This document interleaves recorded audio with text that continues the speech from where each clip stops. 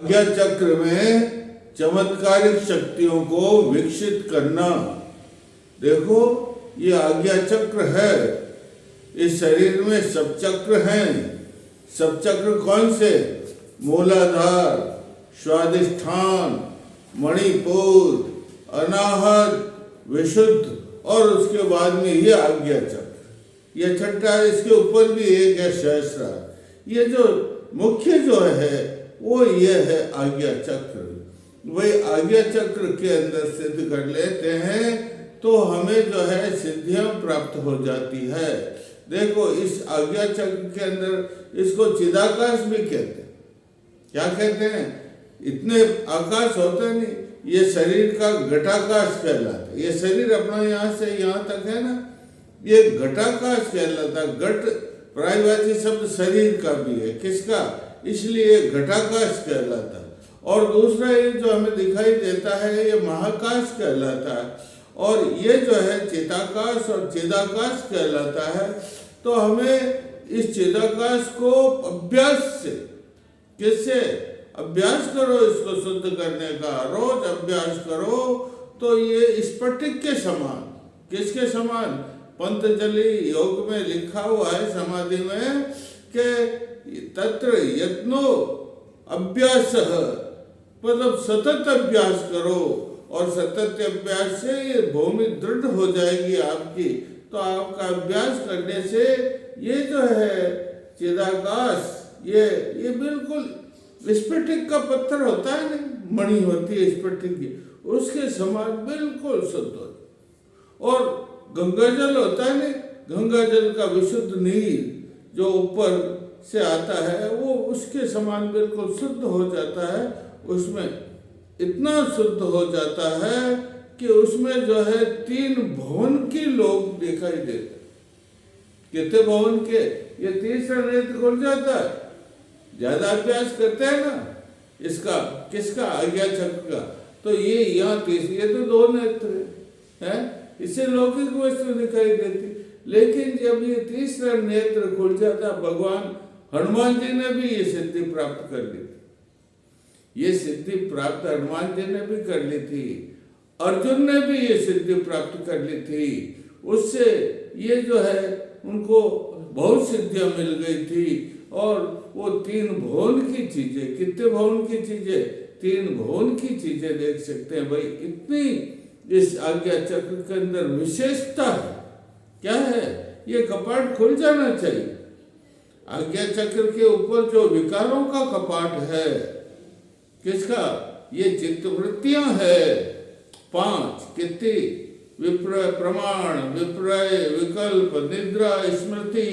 ये चित्तवृत्तियों का जो कपाट यहाँ है वो कपाट क्या हो जाना चाहिए? खुल जाना चाहिए। और इससे बिल्कुल कांच की तरह बिल्कुल स्वच्छ हो जाता है। तो इसमें जो है 3 लोग, 3 लोग, कितने लोग के? 3 लोग के, 3 भुवन की। और हमारा सूक्ष्म शरीर है।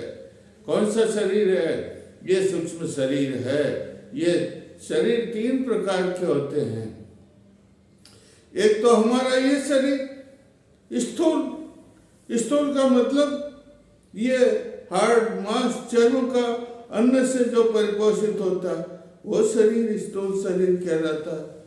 और दूसरा है प्राणमय। दूसरा जो है पहला स्थूल शरीर, दूसरा सूक्ष्म शरीर। कैसा शरीर? इसके अंदर जो सूक्ष्म है वो सूक्ष्म से सूक्ष्म, सूक्ष्म से सूक्ष्म वो शरीर। और तीसरा है कारण शरीर। कितना शरीर? ये 3 शरीर हैं भाई। इन 3 शरीरों को भी आवरण हो, घट है ये घटाकाश, ये इससे शुद्ध कर देते हैं। तो इसमें 3 लोक की चीजें दिखाई देती है। तो सिद्ध योगी बन जाता। क्या बन जाता? जो आज्ञा चक्र को सिद्ध कर लेता है वहां उसको तो किसी प्रकार की कमी तो होती ही नहीं। वो तो जबान से जो कुछ कहता है, आज्ञा का मतलब जो कुछ संदेश देता है वो सब पूर्ण हो जाता है। वो चाहता है कि मैं आकाश में उड़ूं। आकाश की विद्या भी, कौन सी विद्या? आकाश में उड़ने की। हनुमान जी ने सिद्ध कर ली थी नहीं आकाश में उड़ने की विद्या, आज्ञा चक्र को सिद्ध किया था उन्होंने, है? तो आकाश में उड़ने की विद्या और मनोरथ जितने भी उसके मन की इच्छाएं होती है वो सब पूर्ण हो जाती है। इतना इसका परिक्षेत्र है 10 योजन का। कितने योजन का? इसका क्षेत्र 10 योजन का परिक्षेत्र है भाई। 10 योजन के क्षेत्र सूर्य के समान चमकता है, 7 कोटि सूर्य के समान। किसके समान? 7 कोटि सूर्य के समान। ये 10 योजन का क्षेत्र, ये पूरा 10 योजन का, कितना? 10 योजन का क्षेत्र चमकता है। इसके अंदर कहते हैं कि ये जो शरीर है ये 9 द्वारों का शरीर। कितने द्वार हैं? इन 9 द्वारों को बंद कर लीजिए और इसके अंदर मन जो छिपा हुआ है, बंदी है, वो क्या करता है? उसको ओम, यहाँ से, कहाँ से? यहाँ से ओम नाम का चाबुक लगाई। चाबुक होता है नहीं, घोड़ा इधर उधर चलता है ना, तो उसमें चाबुक लगाते हैं तो सीधे रास्ते पर चलना लग जाएगा ना। तो ओम नाम का चाबुक लगाओ। ओम नाम का चाबुक का मतलब ओम ओम ओम ओम ध्वनि करो, और ओम नाम की ध्वनि से चाबुक लगने से जग जाए। क्या हो जाएगा? जग जाएगा। और वो जो है उसके बाद में यूं कर लो, और उसके बाद में रेचक कर लो, पूर्ण कर लो, और उसके बाद में इससे हमारे शरीर में कंपन होगा। क्या होगा? सारा बंद कर लो एकदम सब, तो कंपन होगा और हमारा ये आज्ञा चक्र क्या हो जाएगा? समझ लो ये आज्ञा चक्र सिद्ध हो गया। आज्ञा चक्र क्या हो गया? सिद्ध हो गया भैया। आज्ञा चक्र की सबसे बड़ी देवी, प्रत्येक चक्र की देवी होती है, जैसे मूलाधार की डाकनी, स्वादिष्ठान की राखनी, मणिपुर की लाखनी, ये यहाँ की शाकनी है, और यहाँ की हाकनी। कौन सी देवी है? हाकनी देवी। अरे ये मैंने आपको कल भी बताया था कि 10 देवियों का विद्या को 10 विद्याओं का स्थान है, लेकिन 10 विद्याओं का स्वरूप किस में प्रवेश कर जाता? हाकनी। किस में? 10 विद्याओं का स्वरूप हाकनी में प्रवेश कर जाता है, और फिर हाकनी का स्वरूप किस में प्रवेश कर जाता? कुंडलिनी माँ में। किस में? कुंडलिनी में। तो ये सब जो है हाकनी की हमें सिद्धि करनी पड़ेगी। कौन सी देवी की? हाकनी के। देखो आंखें बंद कर लीजिए, आंखें बंद करके मन में सोचिए, हाकनी देवी के 6 मुख हैं। कितने मुख हैं? 6 मुख है।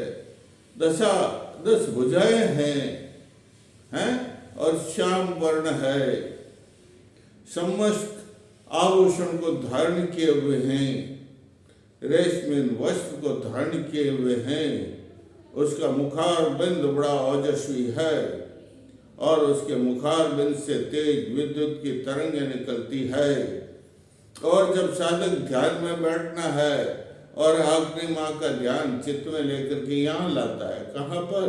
यहाँ पर। आंखें बंद कर लिया, माँ का पहले फोटो देख लिया, और फिर आंखें बंद करके माँ का फोटो का ध्यान यहाँ पर करेगा, स्वरूप का। किसके स्वरूप का? माँ हाकनी के स्वरूप का ध्यान या चित्त में करेगा है, तो धीरे धीरे माँ हाकनी उसके ऊपर प्रसन्न हो जाएगी, और उसको जितनी सिद्धियां माँ के पास में, तो सिद्धियों की कोई कमी ही नहीं है। जितनी भी सिद्धियां 8 प्रकार की तो है, बताता ही हूं मैं, लेकिन उसके प्रकार 27 प्रकार की सिद्धियां। कितने प्रकार की? 27 प्रकार की सिद्धियां है। वो सब जो हाकनी माता वो अपने साधक को दे, किसको दे देती? और पूर्ण सिद्ध महायोगी बना देती। क्या बना देती? पूर्ण सिद्धि महायोग बना देती है। इतनी इसमें शक्ति है भाई, शक्तियां है, इतना इसमें ऊर्जा है। इसकी पूजा करनी चाहिए, मानसिक पूजा। एक तो पूजा आप दृश्य करते हो, वो बैठ करके सब कुछ वगैरह वो, लेकिन एक आप ध्यान में बैठ जाए। देखो शास्त्र में मानसिक पूजा को सर्वोत्तम माना गया। कैसे माना गया? स्नान कर लिया, अबोट हो गए, और उसके बाद में आप ध्यान आसन लगा लिया, कुशासन आसन लगा लिया, उनका आसन लगा लिया, और मृगासन हो तो मृगासन लगा लिया। उसके ऊपर ये क्यों लगाते आसन? अरे आप जो तपस्या करते हो, साधना करते हो, वो साधना से ऊर्जा पैदा हो, और वो ऊर्जा जो है अगर आप आसन नहीं लगाते तो सब किस में चली जाती, धरती में समाहित, तो आपकी साधना कोई मतलब नहीं है। तो आप जो है ये लगा लीजिए आसन तीनों प्रकार के। कौन कौन से? पहले ऊनी आसन, कोशासन, उसके ऊपर ऊन का आसन, उसके ऊपर मृगासन, और रेशमी वस्त्र हो तो उसके ऊपर रेशमी वस्त्र, और पद्मासन लगा करके बैठ गए। और पद्मासन लगा करके बैठ के माँ का स्वरूप वो अपने यहाँ आज्ञा चक्र में लाए। और फिर हाकनी नमः, हाकनी नमः ये मंत्र सिद्ध कीजिए। एक और है, आप ऐसे ध्यान करना। कैसे करोगे? हे माता, मैं तुझे लम जो है गंध समर्पित कर रहा हूं।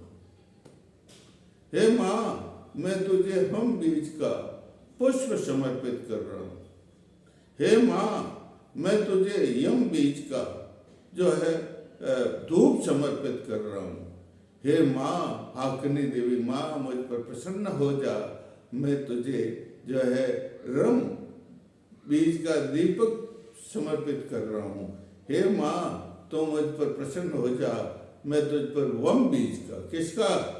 वम बीज का नैवेद्य 56 प्रकार का भोग। कितने प्रकार का भोग? 56 प्रकार का भोग समर्पित कर रहा हूँ, तो प्रसन्न हो जा। किसके अंदर रखोगे? घट का थाल। किसका थाल? ये घट है ना, समय मैं बताया ये घट है। इस घट के थाल के अंदर ये इतने मंत्रों को जो है सामग्री रख करके फिर माँ की पूजा करो। लम बीजम गंधम समर्पयामि, यम बीजम धूपम समर्पयामि, हम बीजम पुष्पम समर्पयामि, रम बीजम दीपक समर्पयामि, और वम बीजम नैवेद्यम समर्पयामि। इस प्रकार का माँ का मानसिक पूजन करो। कैसा पूजन करो? मानसिक पूजन करने से माँ क्या हो जाएगी? प्रसन्न हो जाएगी। राजस्थानी में कहते हैं माँ तूटमान हो जाएगी। और माँ अपने साधक को, बच्चा होता है साधक तो तुतलाता हुआ बच्चा होता, माँ का कोई भी पुत्र छोटा शिशु होता है तो माँ को कितना प्यारा लगता है। माँ उसे कितने प्रेम से दुग्धपान कराती है, तो फिर माँ उसे सब शक्तियों का पान, माँ जब प्रसन्न हो जाएगी आंखने देगी माँ, तो सब शक्तियों का पान उसको कराएगी, अपने साधक को, शिष्य को, और वह योगीश्वर बन जाएगा, वह महा सत्ववान बन जाएगा, महाबोधिसत्व बन जाएगा। भाई ये इतना जो है माँ का पूजा का है। ये हमारा शरीर घट है ना, ये घट, इसमें 26 तत्व बताए गए हैं। ये यहाँ से लेकर के यहाँ तक ये पृथ्वी का क्षेत्र, कहाँ से? तलवे से लेकर के यहाँ तक पृथ्वी का क्षेत्र है, और यहाँ से लेकर के नाभि तक जल का क्षेत्र है, नाभि से लेकर के यहाँ तक हृदय तक जो है जल के बाद में आकाश वायु का क्षेत्र है, यहाँ से लेकर यहाँ तक आकाश का क्षेत्र, सबके अलग अलग मंत्र हैं। तो इसका मंत्र है ओम। इसका मंत्र क्या है? किसका? ये हमारा ये है नहीं आज्ञा चक्र, कौन हमारा वैसे ही आज्ञा चक्र चल रहा है, तो आज्ञा ये भी तो सब सिद्ध करने पड़ते हैं, तब क्रमवाइज जैसे पर्दे हैं, 6 पर्दों को हटाने के बाद में, जैसे मैंने बताया ना, कोष भी 5 होते हैं। कितने? 5 कोष होते हैं। पहला अन्नमय कोष, दूसरा प्राणमय कोष, तीसरा जो है मनोमय कोष, चौथा ये जो विज्ञानमय कोष कहलाता। क्या कहलाता? विज्ञानमय। आज्ञा चक्र को विज्ञानमय कोष कहते हैं। विज्ञानमय कोष का मतलब यह होता है विशेष ज्ञान। कैसा ज्ञान? ये साधारण तो ज्ञान होता ही, लेकिन विशेष ज्ञान, वेदों का ज्ञान, ऋषि मुनियों के मुखारबिंद से निकले हुए वचनों का ज्ञान, और वो ज्ञान वेदों को पढ़ने, उपन्यास पढ़ते वैसा नहीं, उसमें जो सार तत्व है, तत्व का मतलब ही सार होता है। तत्व का मतलब ही क्या होता है? सार, सारांश जिसे आप कहते हैं वो होता है। तुम ये इसके संधि विच्छेद हो जाते। तो वो सार निकाल दिया। आपने पढ़ा वेदों को, वेदों को पारायण किया और सार निकाला, उस सार को उसके अनुसार शरीर को ढालो, है नहीं? तो जो है वो विज्ञान में कोश हमारा, कौन सा मैं बताया ना 5 कोश होते हैं। कितने कोश, कौन कौन से 5 कोश? या अन्नमय कोश, या प्राणमय कोश, या मनोमय कोश, और ये जो है विज्ञानमय कोश, ये विज्ञान। इसके ऊपर भी एक कोश है आनंद कोश, जो कल बताऊंगा, आनंद कोश कहते हैं उसको। तो इस प्रकार की साधनाएं करने से, और यहाँ जो 3 ग्रंथियां होती है शरीर में, कितनी ग्रंथियां होती है? 3 ग्रंथियां शरीर में होती है। कौन सी? एक तो रुद्र ग्रंथि, एक विष्णु ग्रंथि और एक ब्रह्म ग्रंथि। ये 3 ग्रंथियां हैं, गांठें हैं, इनकी गांठें खोलनी पड़ती है, तब कहीं जाकर कुंडली जागरण होता है। शास्त्रों में 14 भवन लिखे हुए हैं, लेकिन योग में 14 भवन दूसरे हैं भाई। क्या है? 6 जो है 7 हमारे चक्र हैं। कितने? 7 चक्र हैं, 3 गांठें हैं। कितने गांठें हैं? 3 गांठें हैं, और ये 10 हो गए। और ये जो है कोश हैं, वो इस प्रकार 14 भवन कहलाते हैं। क्या कहलाता है? 14 भवन हमारे योग शास्त्र में कहलाते हैं। ये विज्ञानमय कोश होता है। इस प्रकार हम साधना करें। क्या करें? हम साधना करें इसकी, किसकी साधना करें? आज्ञा चक्र की। किसकी? आज्ञा चक्र की साधना करने से आपको सर्व सुलभ शक्तियां प्राप्त हो जाए। आप सर्वज्ञ बन जाओ। सर्वज्ञ का मतलब सब शास्त्रों का आपको ज्ञान हो जाएगा। आप समदर्शी बन जाओगे, आप आदर्श बन जाओगे। आदर्श का मतलब क्या? अच्छे से अच्छा ज्ञान आप में आ जाएगा, और लोग आपको आदर्श पुरुष समझेंगे, आपका अनुकरण करेंगे, आपका अनुवर्त करेंगे, और आपको पूजनीय मानेंगे, आपको वंदनीय मानेंगे, आपको स्तुत्य मानेंगे। किसका कारण? किसका प्रभाव? आनंद कोश का प्रभाव। किसका प्रभाव? आप आनंद, ये किसका प्रभाव? आनंद तो ऊपर है, लेकिन ये जो है किसका प्रभाव? आज्ञा चक्र की साधना करने से, आज्ञा चक्र का भेदन करने से, आज्ञा चक्र का छेदन करने से, आज्ञा चक्र का शालन करने से, आज्ञा चक्र को धोने से, आज्ञा चक्र को पवित्र करने से इतनी शक्तियां, इतना शक्तियों का भंडार आपको मिल जाएगा। माताएं आपके ऊपर, कौन सी कुंडली माता तो आपके ऊपर परम प्रसन्न हो जाएगी, आनंद के ऊपर आपके वर्षा करेगी। माता कुंडली इतनी प्रसन्न होगी आज्ञा चक्र को सिद्ध करने से कि माँ आपके ऊपर अमृत की वर्षा कर देगी। किसकी वर्षा कर देगी? अमृत की वर्षा। आप सारे शरीर अमृतमय हो जाएगा। अमृतमय होने का मतलब क्या? आप सतायु से भी ऊपर पहुंचो। कितने 100 साल निर्भय होकर, निरोग होकर के, आनंदमय होकर के, आप स्वयं परमानंदमय बन करके 100 वर्ष तक जीवित रहेंगे। इतना इस आज्ञा चक्र का प्रभाव है। बोलिए आज्ञा चक्र की जय।